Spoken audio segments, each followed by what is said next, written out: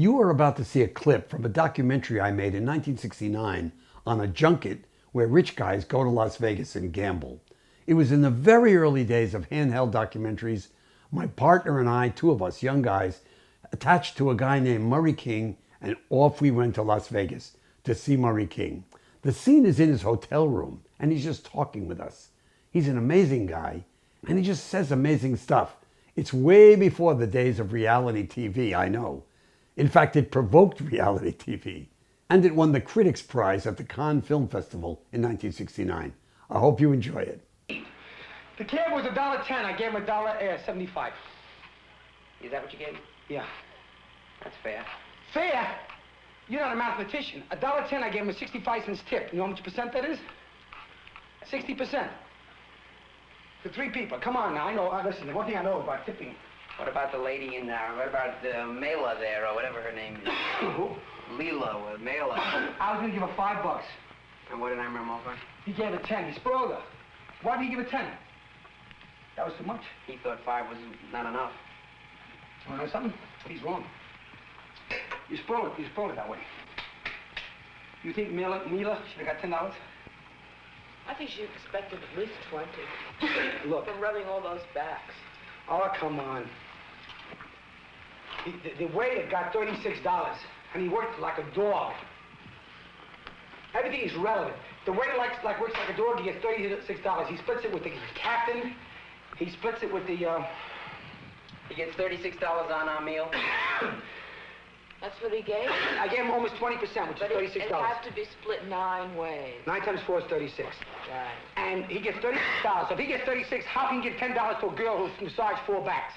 Well, that's overrated. But she is a special service. Do you think she thought $5 was enough? Yep. I disagree. I think you spoiled her. What kind of girl is she, you think, to do that sort of thing? I mean, like every single night to millions of men like that? I mean, I don't know. That's why I asked. No, she's the girl with the bunion fingers. She needs the money. So she wants the money. So listen, there's something interesting about So it. she's doing it completely for the money. She's not working there for health. There's better jobs than rubbing everybody's backs and temples. She was doing temples too, you know. Hey, Murray, you know, there's something interesting I noticed. That you kind of talk a line, and when it comes to action, you really are much more human than you make yourself out to be. Like, people are not pieces of property to you. And sometimes listening to you talk, somebody would think that you were, you know, you like to buy people like this. But watching you act, you don't really do it. I don't buy people. I know you don't. But the funny thing is, though, that you talk as if you like to do it, and I don't think you do like to do it. I consider people people. My competitor, the 6'6" guy, was going to buy one of our friends tonight. If he bought, I would have done very bad. I would have missed a whole night's sleep. I mean, I could afford to buy her too, but I wouldn't buy her. I don't want her to be sold. She's not a Ginza. She's not in a Ginza. You know what a Ginza is? That's a Chinese or Japanese marketplace where they used to sell the slaves. They put them up on a platform and sell the slaves that way.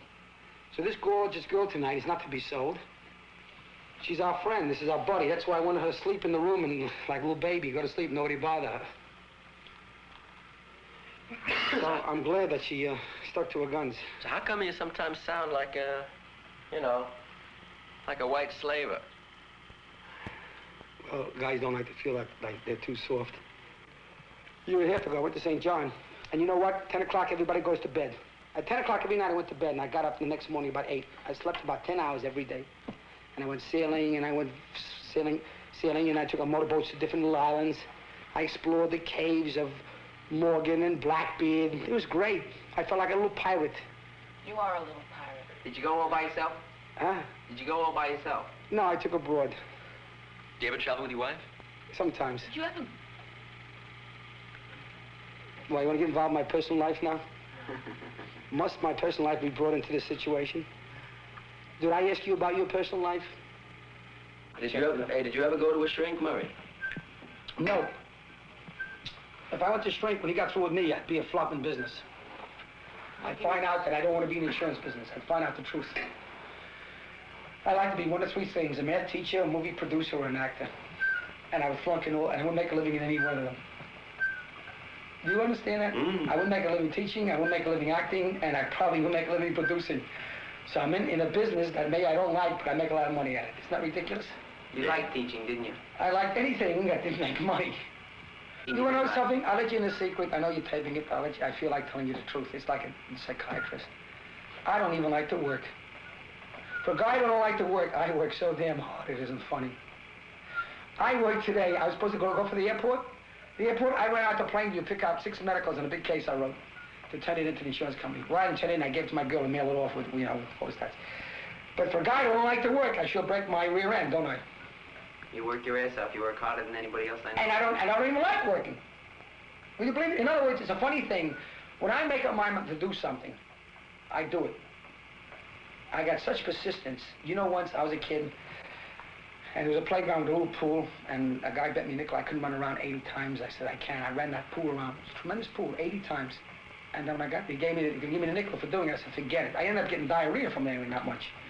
But I gave him the nickel. I didn't want the nickel. Diarrhea from running around the pool. Yeah, 80 times. Hey, Murray, what is it? I'm not even finished. We're talking about persistency. I was at the Hollywood Beach Hotel in 1959. How long that pool is? It's about 105 feet. One guy bet me $5 I couldn't do a pool underwater, 105 feet. I says, yeah, I can. $5. I did it. After I did it, they said I conned him. And he felt like conned him for a lousy $5. I said, shove it up. I don't want your $5. I don't want it. But when you make up your mind to do it, whether you want to do it or not, I brought some springs here. I got springs here. You want to see something? Oh, yeah. You take me something? Sure. I'm going to show you something. Turn off that camera. It's all a matter of making up your mind. It's all in the same pattern. A guy don't like to work, he forces himself to work. A guy don't like to swim 100 laps, he swims 100 laps. Right? Right. What else I don't like? I don't like to exercise, but I do it. Just look how fat I got. I gained 15 pounds in 2 or 3 months. I'm not kidding you. My wife's mad at me, everybody's mad at me. They say I gotta be a fat slob. Now, who's gonna try to stretch this once? Just once. You? Oh, let's not make it a contest. Why don't you just... No, I want to prove a point. Go ahead, John. I can't do it. No, you just try it once. Just turn off the tape. All right, I'll leave I'll hold the tape. Okay, you hold it. No, I don't expect you to stretch it more than once. And I'm not trying to prove a point, but I had guys 6 feet. You know that guy Murray Warshaw? I had guys like that height that couldn't stretch this more than once. Okay. Now just stretch it. Look.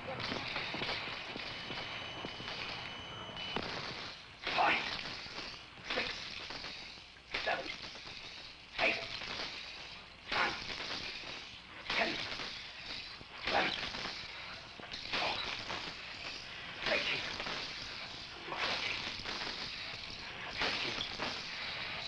15, 16, 17, 18, 19. Now, couldn't make the 20th. I haven't done it in 3 weeks. What do you want? You like sports? Yep. Were you an athlete once? And once I was a great athlete. Now I'm a lousy athlete. I'm better than you two guys, but I'm a lousy athlete.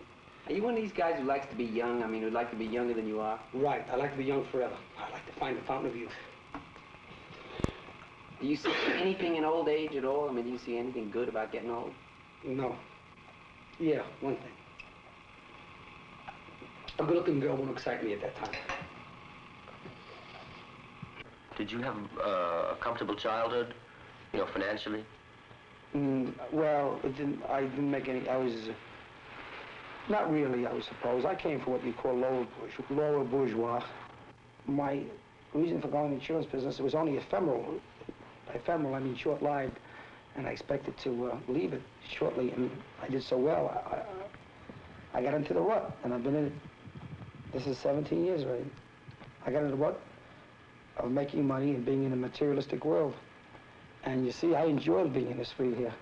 I've never seen a suite this big. Have you ever seen a suite this big? And I've been, please believe me, I've been in 100 suites all over the world. You name it, I've been in a suite. But never have I seen a suite this glorious, this ostentatious. And I would say it must have cost about maybe $10,000 just to finish the suite. When you look at a couch, for example, and the bedrooms, and the decor, and the appointments, it's unbelievable. You know, people say that you don't need money to be happy. Well, maybe you don't need it, but it sure helps.